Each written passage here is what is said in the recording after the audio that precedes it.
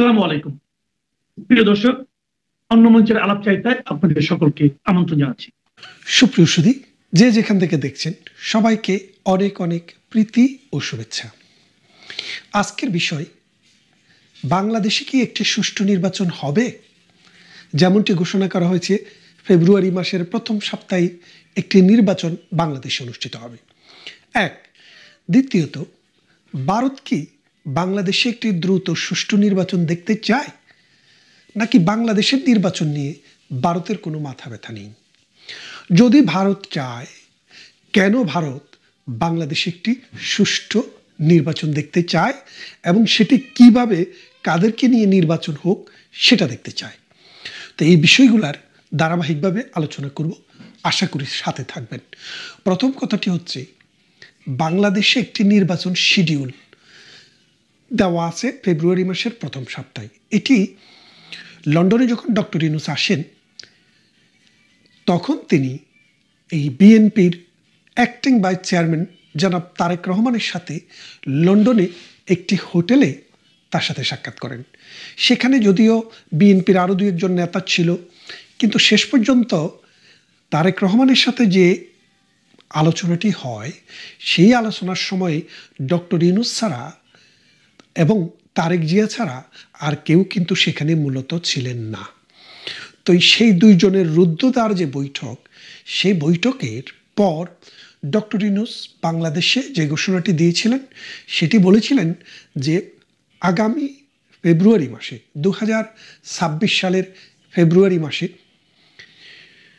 ফেব্রুয়ারির প্রথম সপ্তাহে এই নির্বাচনটি অনুষ্ঠিত হবে এবং নির্বাচনের রোডম্যাপ ঘোষণা করা হয়েছে এবং নির্বাচন কত তারিখে হবে সেই তারিখটিও 2-1 মাসের মধ্যে জানিয়ে দেওয়া হবে।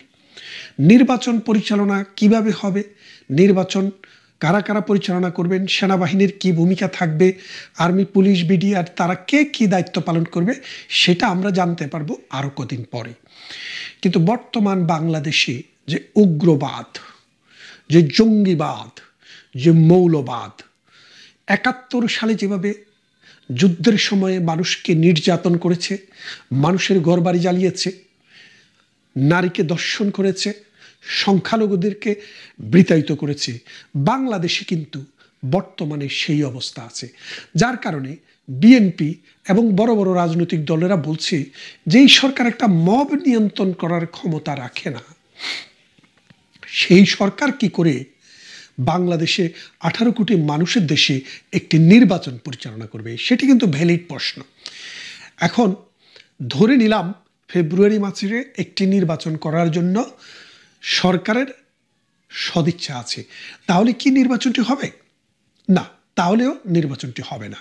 কারণ এই সরকার এখন নিজের পিঠ বাঁচানোর জন্য যে সামর্থ্য দরকার, সেই সামর্থ্যটুকুও নেই। এই সরকার তাকে টোটালি মৌলবাদী, সন্ত্রাস, চাঁদাবাজ, 71-এর পরাজিত শক্তি, আলবদর, রাজাকার, আল শামস, জামাতে ইসলাম, নেজামে ইসলাম, হেফাজতে ইসলাম, সরমনাইয়ের মতো ধর্মভিত্তিক, সাম্প্রদায়িক, মধ্যযুগীয় যে গোষ্ঠী, সেই গোষ্ঠীর পকেটে ঢুকে গেছে। এখন আমরা দেখেছি মানুষের সাথে মানুষের শত্রুতা থাকে, মিত্রতা থাকে। মানুষ মানুষকে হত্যা করতে দেখেছি, এটা আদম হওয়ার যুগ থেকেই আছে। কিন্তু কবর থেকে লাশ তুলে পুড়িয়ে ফেলতে আমার পূর্বপুরুষের যুগেও কেউ আমাদেরকে বলেনি, আর এই যুগেও আমরা কখনো দেখিনি, এই প্রথম দেখলাম। তার মানে হচ্ছে এই সরকার শুধু জীবিত মানুষ নয়, একটা মৃত লাশের যে অধিকার, সেই অধিকারটিও রক্ষা করতে পারছে না। এমতো অবস্থায় একটি নির্বাচন কি করে বাংলাদেশে হবে বলে আমরা এবং আপনারা বিশ্বাস করি, সেই প্রশ্নটি এখন একটি মৌলিক প্রশ্ন। দ্বিতীয় বিষয়টি হচ্ছে, ভারত কি চায়? ভারত চায় বাংলাদেশে যেন একটি গণতান্ত্রিক পদ্ধতিতে সকল দলের অংশগ্রহণে, অর্থাৎ বেশিরভাগ মানুষের অংশগ্রহণ যখন যেন নিশ্চিত করা যায়, সেই রকম একটি সুষ্ঠু নির্বাচন, যার ভিতর দিয়ে মৌলবাদ, জঙ্গিবাদ, সন্ত্রাসবাদ, নৈরাজ্যবাদ বিলীন হবে এবং মানুষের ইচ্ছার ভিত্তিতে একটি সরকার পরিচালিত হবে। সেইরকম একটি নির্বাচন সরকার চায়। এখন আওয়ামী লীগকে যদি বাদ দেওয়া হয়, জাতীয় পার্টিকে যদি বাদ দেওয়া হয়, 14 দলকে যদি বাদ দেওয়া হয়, তাহলে বাংলাদেশে এখন কত পার্সেন্ট মানুষ এই দলগুলোর বাইরে এই মৌলবাদী, এই ধর্মাশ্রয়ী, এই সন্ত্রাস, এই নৈরাজ্যবাদ এবং গ্লোবাল টেরোরিস্টের দখলে আছে? আপনি খেয়াল করে দেখেন, আওয়ামী লীগ এবং তার যে সহযোগী যেসব রাজনৈতিক দল ছিল বা তার সাথে কোয়ালিশন যে ফোর্স ছিল, তাদের বাইরে জামাত, বিএনপি এবং এনসিপি সহ এই তালেবানি শক্তি এবং আইএস শক্তি সবগুলো মিলিয়ে মাত্র 32% মানুষ তাদের সাথে আছে, আর 68% মানুষ তাদের সাথে নেই। তাহলে আপনি বোঝেন যে এই নির্বাচন হতে গেলে মানুষের যে পার্টিসিপেশন দরকার, সেখানে ক্লিয়ার ব্রাকের যে নির্বাচনী জরিপটি হয়েছে, সেই জরিপে মানুষ ক্লিয়ারলি বলেছে, 7 ভাগ মানুষ বলেছে আমরা অবশ্যই আওয়ামী লীগকে ভোট দেব, 13 ভাগ মানুষ বলেছে আমরা ভোট দেব কাকে জানি কিন্তু বলবো না। তার মানে কেন বলেনি? কারণ বললে তাদেরকে পেটানো হবে। এরা বলল কত পার্সেন্ট? 13%। তাহলে 13% আর 7% এ পেলেন কত? 20%। তারপর 48% লোক ক্লিয়ারলি বলেছে আমরা কাকে ভোট দেব এখনো আমরা ঠিক করিনি। তাহলে আপনি বোঝেন 48 আর 30, এই মোট 68%। যারা ম্যাথ বোঝেন, বেসিক ম্যাথ, 100 থেকে 68 বাদ দিলে আর মাত্র থাকে 32। এই 32% লোক কেউ বলেছে বিএনপিকে ভোট দেব, কেউ বলেছে জামাতকে দিব, কেউ বলেছে এনসিপিকে দিব, কেউ বলেছে সরমনাইকে দিব। এইভাবে এই 32 ভাগ মানুষ এই ভোটের পক্ষে, আর 68 ভাগ মানুষ তাদের বিরুদ্ধে। এখন ডক্টর ইউনূস যেটা করেছে, তার ওই পান্ডা বাহিনীকে দিয়ে আওয়ামী লীগের কর্মকাণ্ড নিষিদ্ধ করার নাটক করিয়ে আওয়ামী লীগকে কর্মকাণ্ড নিষিদ্ধ করেছে, যার কারণে নির্বাচন কমিশনও বলেছে আওয়ামী লীগের মার্কাটিও আগামী নির্বাচনে থাকছে না। এখন এরপরে নুরুকে দিয়ে মব তৈরি করে 3বার জাতীয় পার্টির অফিসে আগুন এবং হামলা চালানো হয়েছে, এবং এই জাতীয় পার্টির অফিসটি হামলা চালানোর মূল উদ্দেশ্য হচ্ছে আওয়ামী লীগের সহযোগী হিসেবে, এই আওয়ামী লীগের দোসর হিসেবে জাতীয় পার্টিকেও ব্যান করা।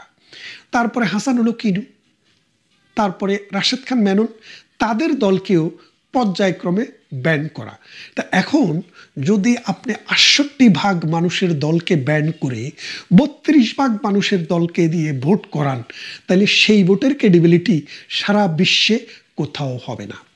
বিএনপিবিহীন যে নির্বাচন আওয়ামী লীগ করিয়েছে, এই নির্বাচনটিকে যেইভাবে পৃথিবীতে ডিসপিউটেড হতে হয়েছে, এবারের নির্বাচনটি তার চেয়েও বেশি ডিসপিউটেড হবে। কারণ কি দেখেন, আপনি খালি চোখে দেখেন, খালি চোখের কথাটা কি, যদি আওয়ামী লীগ যদিও ক্ষমতায় থেকে নির্বাচন করেছে, সমস্ত দলের জন্য, ব্যক্তির জন্য নির্বাচনে প্রার্থী হওয়ার ডোর কিন্তু ওপেন ছিল, তারা নির্বাচনে প্রার্থী হতে পেরেছে।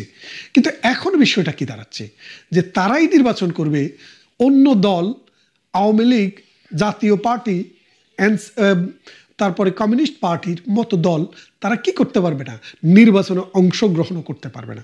তাহলে আপনারা বোঝেন যে আপনি বিশ্বমানের একটা নির্বাচন করবেন, যে পৃথিবীকে উল্টায়া ফেলবেন, সে উল্টানোর জায়গায় দেখা যাচ্ছে আপনিই উল্টে গেলেন।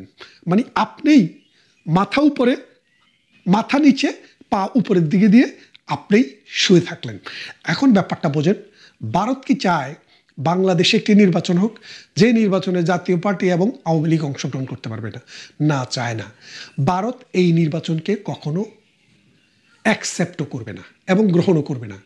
তবে আমরা যেটা মনে করি, আমরা যেটা বুঝতে পারি, যেই নির্বাচন ভারত গ্রহণ করে না, যেই নির্বাচন ভারত অ্যাকসেপ্ট করেনি, সেই রকম নির্বাচন নিয়ে বাংলাদেশে কখনো লম্বা সময় ধরে সরকার ক্ষমতায় থাকতে পারেনি।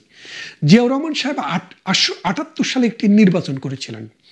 এই 78 সালের নির্বাচন করার পরে 79, 80, 81 3 বছরে উনি শেষ করতে পারেননি, কিন্তু তাকে বিদায় নিতে হয়েছিল। এরশাদ সাহেব ভারতের সাথে সবসময় সুসম্পর্ক বাজিয়ে রেখেই চলেছেন। 86 সালে তিনি একটি নির্বাচন করেছেন, 86, 87, 88, 89, 90 উনি 4 বছর থেকেছিলেন। কিভাবে থেকেছিলেন? তার সাথে ভারতের একটা সুসম্পর্ক, গভীর সম্পর্ক ছিল, যার কারণে তিনি আর্মি পাওয়ার দিয়া 80 সাল পর্যন্ত, 90 সাল পর্যন্ত ক্ষমতায় ছিলেন। তারপরে তাকেও চলে যেতে হয়েছে। এখন নির্বাচন হবে বাংলাদেশে, ভারতের সম্পর্কটা, ভারতের ইস্যুটা আসছে কেন? আপনাকে বুঝতে হবে, ভারত হচ্ছে আমাদের প্রতিবেশী এমন একটি রাষ্ট্র, যে রাষ্ট্রটি আমার সীমান্তের 3টি দিক বিস্তৃত হয়ে আছে।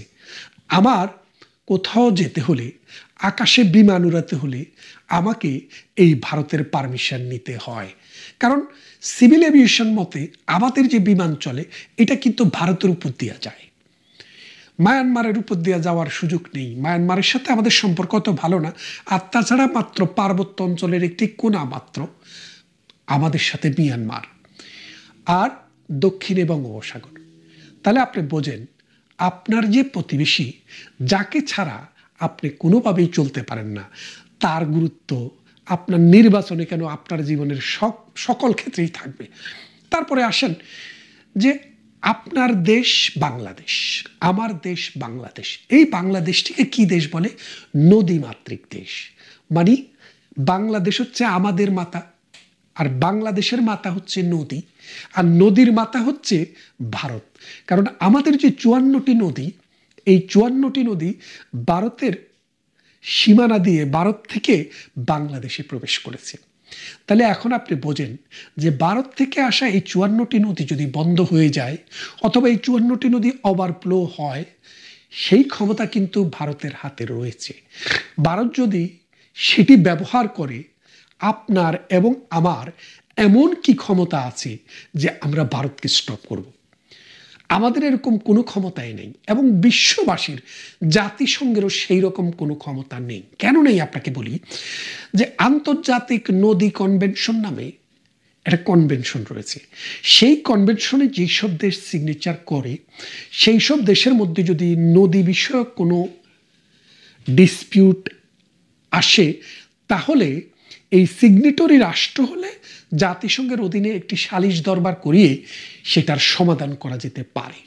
কিন্তু যদি এই দুইটি দেশের কোনো একটি দেশ আন্তর্জাতিক নদী কনভেনশনের সিগনেটরি রাষ্ট্র না হয়, তাহলে তার বিরুদ্ধে একটি মামলাও রুজু করা যায় না। ভারত এবং চায়না, এই দুইটি রাষ্ট্রের কোনো রাষ্ট্রই আন্তর্জাতিক নদী কনভেনশনের সিগনেটরি রাষ্ট্র না। তাহলে এই নদীমাতৃক বাংলাদেশের, মানে নদী যার মাতা, সেই দেশের এই 54টি নদীর পানির ক্ষমতা ভারতের হাতে রয়েছে। আমাদের দেশে এই ভারত বিরোধিতা কারা করে? এই যে ভারত বিরোধী, আমি ব্যক্তিগত জীবনে কুমিল্লাতে পড়াশোনা করেছি, ঢাকার নটরডেম কলেজে পড়াশোনা করেছি, চট্টগ্রাম বিশ্ববিদ্যালয়ে পড়াশোনা করেছি, লন্ডন ইউনিভার্সিটিতে পড়াশোনা করেছি, ব্রিস্টল ওয়েস্ট ইংল্যান্ড ইউনিভার্সিটিতে পড়াশোনা করেছি ওয়েস্ট লন্ডন ইউনিভার্সিটিতে, গ্লোস্টারশায়ার ইউনিভার্সিটিতে। নানান কারণে, নানান জাতের, নানান মতের, নানান পথের বাঙালির সাথে আমার একটা সুসম্পর্ক ছিল। আমি দেখেছি, আমি হিসাব করে দেখেছি সারা জীবনে, মানে কারা ভারত বিরোধিতা করে এবং কেন করে। ভারত বিরোধিতার প্রথম কথাটি হচ্ছে, ভারতের মানুষের ধর্ম হচ্ছে মূলত হিন্দু, এবং এই হিন্দু ধর্মের ভিতর থেকেই মুসলমানরা বেরিয়ে এসছে। অর্থাৎ ওইখানে এসেই মুসলমানেরা চাষবাস করেছে, ব্যবসা বাণিজ্য করেছে, ধর্ম বিস্তার করেছে। আমাদের পূর্বপুরুষেরা কেউ বিদেশ থেকে এসছে, কেউ কনভার্টেড হয়েছে, যার কারণে এই ভারতে মুসলমান এবং হিন্দুর মধ্যে একটা ক্ল্যাশ কিন্তু সুপ্রাচীন কাল থেকেই ধীরে ধীরে গড়ে উঠেছিল। তারপর ব্রিটিশরা যখন ভারতবর্ষ ছেড়ে চলে যায় 47-এ, তখন দুইটি রাষ্ট্র ধর্মের ভিত্তিতে হয়েছিল, পাকিস্তান এবং হিন্দুস্তান। পাকিস্তানের মুসলমান সংখ্যাগরিষ্ঠ রাষ্ট্র, মুসলমান দেশ, যেখানে বাংলাদেশে একটি অংশ ছিল, আর হিন্দুস্তান যেটি সংখ্যাগরিষ্ঠ হিন্দু মানুষ, যার কারণে এই ভারতের আরেকটি নাম হিন্দুস্তান।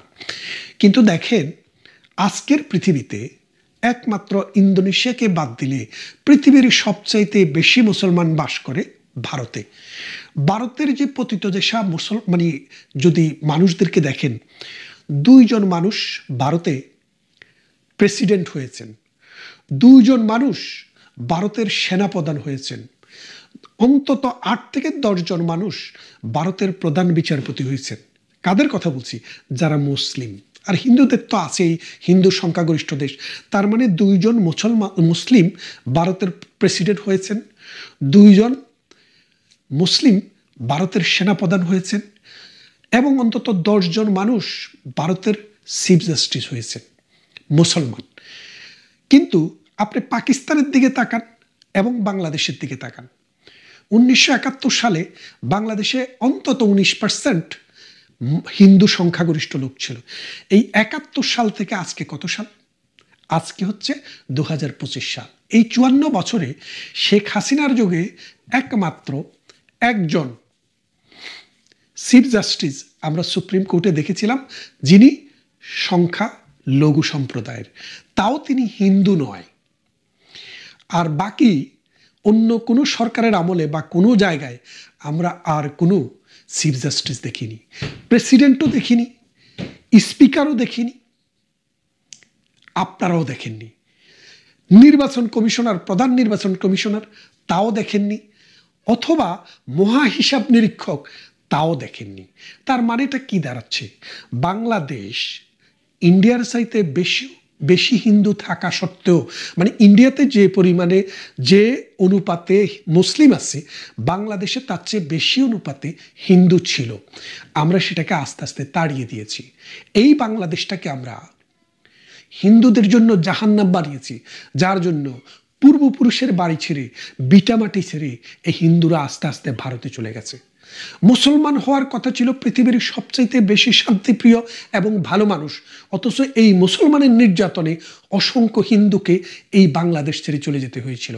আমি আমার পাশের গ্রামে আমার একজন শিক্ষক ছিলেন কাজল কান্তি আচার্য, তার পরিবার, তার বাবা মনোরঞ্জন ধর, তিনি সহ তার পরিবারের উপরে কি পরিমাণে নির্যাতন করা হয়েছে, তার বাড়ির আম, কাঁঠাল, লিচু কিভাবে মুসলমান ছেলেরা জোর করে নিয়ে গেছে, তাদের নারীদেরকে কিভাবে হেনস্থা করা হয়েছে।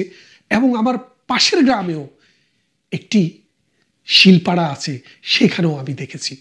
যার কারণে আমি বলি, বাংলাদেশের মানুষ চিন্তা চেতনায় বেশিরভাগ, মানে একটা বিশাল জনগোষ্ঠীর একটা বিশাল অংশ মৌলবাদী চিন্তা চেতনায় ভরপুর।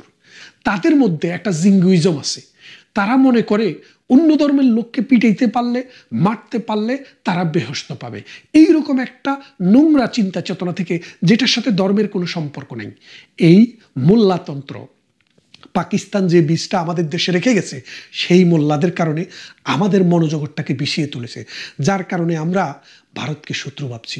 অথচ সালমান খান, শাহরুখ খান, আমির খান, শাবানা আজমি, জাভেদ আখতার, বড় বড় আইকন ভারতে মুসলমান ছিলেন, এখনো আছেন।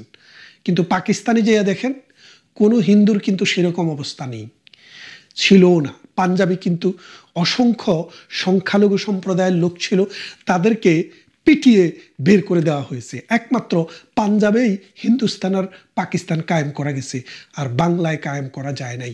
কারণ বাংলার মানুষ অতটা দঙ্গল ছিল না, তারা কিছুটা সভ্য ছিল কলকাতার সাথে থেকে, তারা ভদ্র ছিল।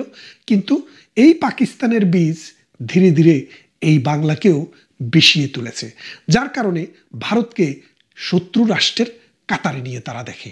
অথচ এই ভারত 3.3 মিলিয়ন স্কয়ার কিলোমিটার জায়গা নিয়ে, অর্থাৎ 33 লক্ষ বর্গ কিলোমিটার জায়গা নিয়ে একটি দেশ, যে দেশে অসংখ্য ভাষা, যে দেশে শিক্ষা, সংস্কৃতি, সাহিত্য, ইতিহাস এবং আধুনিক বিজ্ঞান চর্চা পৃথিবীকে দেখিয়ে দেওয়ার মতো পর্যায়ে চলে গেছে। আমরা যদি সেই দেশটির সাহায্য, সহযোগিতা, বন্ধুত্ব নিতে পারতাম, উদার হতে পারতাম, তাহলে এই বাংলাদেশটিও উন্নত একটি রাষ্ট্রে পরিণত হতে পারত। কিন্তু আমরা সেটি পারিনি।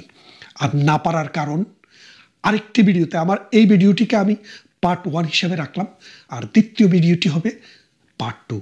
না হয় ভিডিওটি অনেক বড় হয়ে যাবে। যেই কথাটি বলছিলাম যে ভারত চায় না আওয়ামী লীগ জাতীয় পার্টি বিহীন অর্থাৎ বাংলাদেশের ৬৮% মানুষ যেখানে নেই সেই রকম কোনো নির্বাচন ভারত চায় না। আর এটা ঠেকানোর জন্য যা কিছু দরকার বাংলাদেশের মানুষে করবে, আর আমাদের সেই মানুষদের পক্ষে ভারতের মতো শান্তিকামী, গণতন্ত্রপ্রেমী, সংস্কৃতিবান রাষ্ট্র অবশ্যই থাকবে বলে আমরা বিশ্বাস করি। কথা হবে এর পরের ভিডিওতে। যে কথা বলছিলাম তার ধারাবাহিকতার দ্বিতীয় পর্ব। ততক্ষণ ভালো থাকুন, সুস্থ থাকুন।